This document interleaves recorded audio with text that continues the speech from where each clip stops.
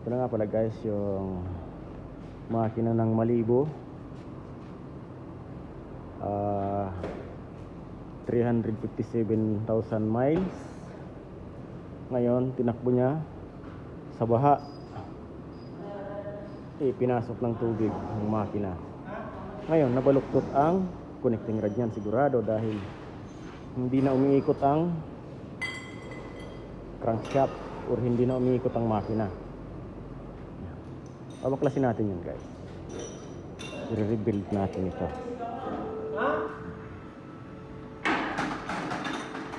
Dami niya rin talaga. Ito na siya. Chevrolet Manila. Tinaranggal natin dyan dahil tinesting natin ang walang spark plug. Guys, baklasin natin.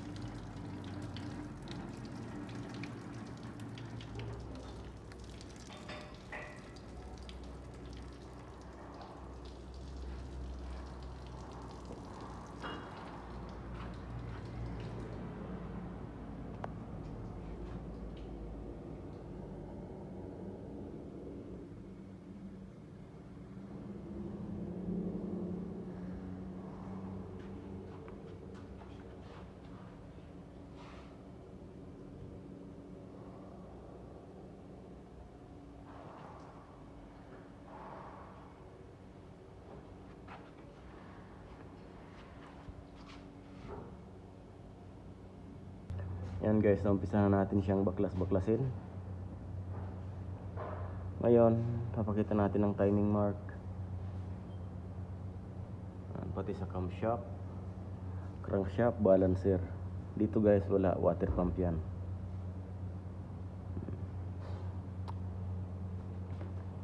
Yan. So magsiset up kayo ng timing. Nakapire yan sa number 4.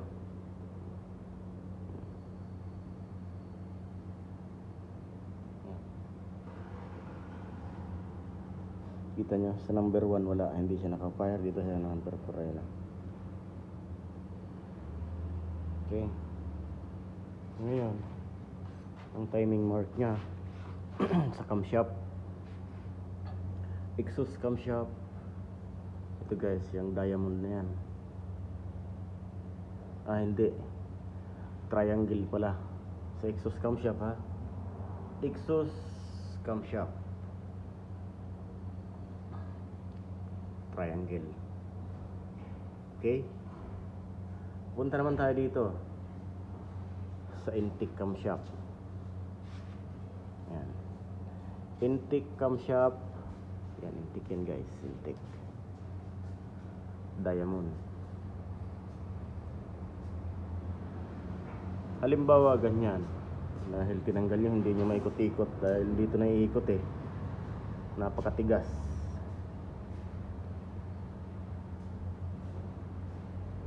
Ngayon guys, bibilangin nyo yan kung ilan yan.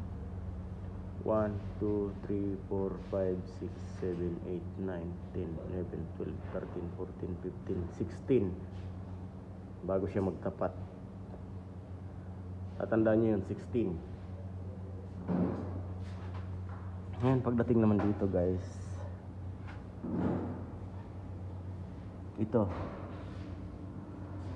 sa balancer ng nasa side ng exhaust na balancer. Ito guys, ayan.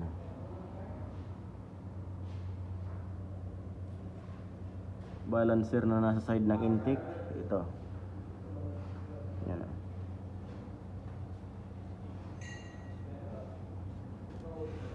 Pagdating naman galing dito sa camshaft to crankshaft, ito yung timing niya guys, timing mark.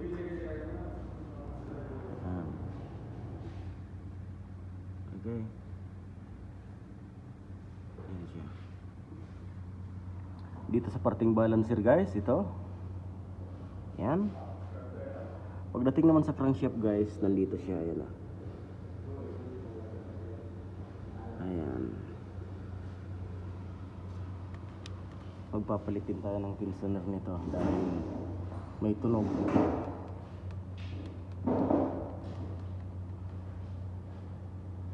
Dito sa water pump guys, wala siyang timing. Ito lang naka-timing. 1, 2, 3,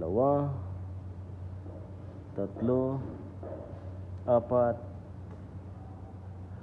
6. Malibu 2.0, 2.5. Engine timing marks part 1. Hindi pa yung pisa ng baklas eh. Baklasin mo lahat. Ito muna, flywheel muna. Tapos tanggalin mo rin itong filter na ito. Ayan guys. Napakita natin ang pag full rebuild nito. Gagawa tayo ng tutorial video guys. Ngayon pagbabaklas, madali lang yan. Yung pagre-rebuild lang, medyo sensitive kasi yan guys, lalo na sa mga parte ng oil. Dahil minsan pag nagka-warning na low pressure ang oil, mahirap yan hanapin dito guys, sa mga ganitong area. Para siyang Volkswagen. Pag nag-warning ang oil sa Volkswagen, ang low pressure oil, sus, napakahirap. Maraming natutuliro sa Volkswagen. Kahit ako, nahihirapan din ako minsan. Okay, baklasin na. Baklas. Yung guys, nakita nyo, dito pa lang, stuck up na siya. Dito pa lang sa piston pa lang, napakatigas na. Hindi natin alam kung alin na connecting radyo ng baluktot.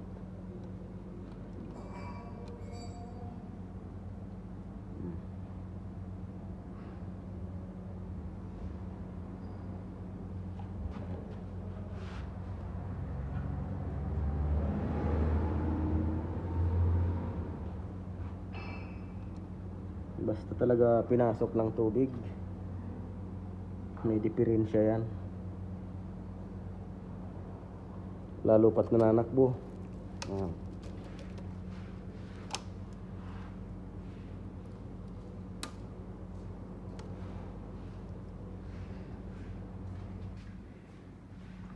Ito lutang. Ito lubog. Dito yata ang may diferensya.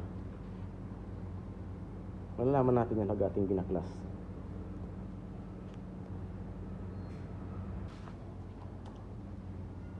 Yun na siya guys. Ito, baluktot to ng kaunti. Ito ayos lang itong dalawang ito. Hindi, ito medyo baluktot din. Isa lang ang diretso. Ito, baluktot. Kita niya. Bingkong yan. Ito diretso.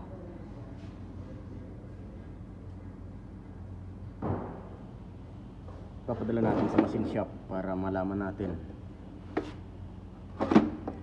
kung alin dyan ang mga baluktot. Basta ito ang pinakauna,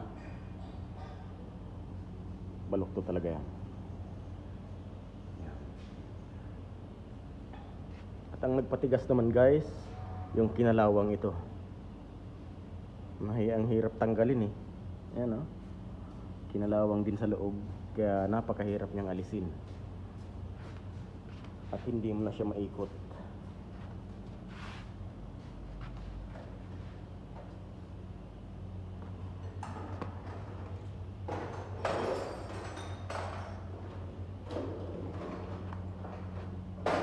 Yun guys, hanggang dito muna ang part 1 video natin. Maraming salamat guys sa panonood.